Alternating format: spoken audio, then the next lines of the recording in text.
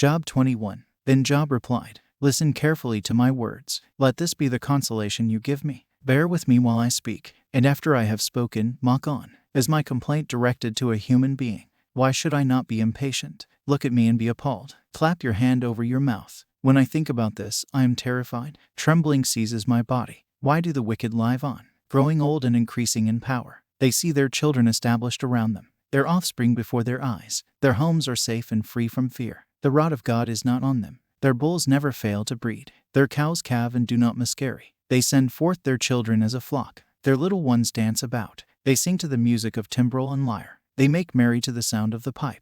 They spend their years in prosperity, and go down to the grave in peace. Yet they say to God, leave us alone. We have no desire to know your ways. Who is the Almighty, that we should serve him? What would we gain by praying to him? But their prosperity is not in their own hands. So I stand aloof from the plans of the wicked. Yet how often is the lamp of the wicked snuffed out? How often does calamity come upon them? The fate God allots in his anger. How often are they like straw before the wind, like chaff swept away by a gale? It is said, God stores up the punishment of the wicked for their children. Let him repay the wicked, so that they themselves will experience it. Let their own eyes see their destruction. Let them drink the cup of the wrath of the Almighty. For what do they care about the families they leave behind?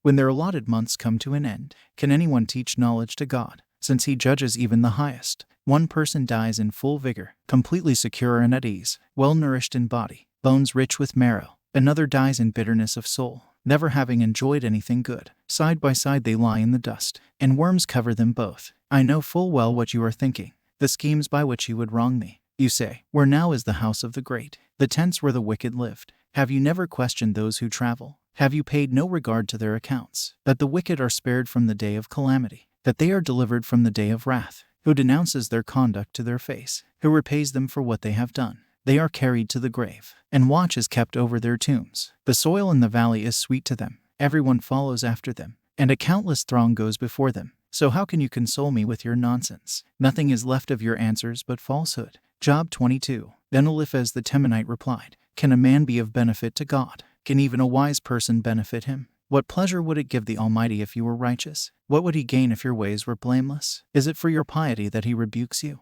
and brings charges against you? Is not your wickedness great? Are not your sins endless? You demanded security from your relatives for no reason. You stripped people of their clothing, leaving them naked. You gave no water to the weary, and you withheld food from the hungry. Though you were a powerful man, owning land, an honored man, living on it, and you sent widows away empty-handed, and broke the strength of the fatherless. That is why snares are all around you, why sudden peril terrifies you, why it is so dark you cannot see, and why a flood of water covers you. Is not God in the heights of heaven? And see how lofty are the highest stars. Yet you say, what does God know? Does he judge through such darkness? Thick clouds veil him, so he does not see us, as he goes about in the vaulted heavens. Will you keep to the old path that the wicked have trod? They were carried off before their time, their foundations washed away by a flood. They said to God, leave us alone. What can the Almighty do to us? Yet it was he who filled their houses with good things. So I stand aloof from the plans of the wicked. The righteous see their ruin and rejoice. The innocent mock them, saying, surely our foes are destroyed, and fire devours their wealth. Submit to God and be at peace with him.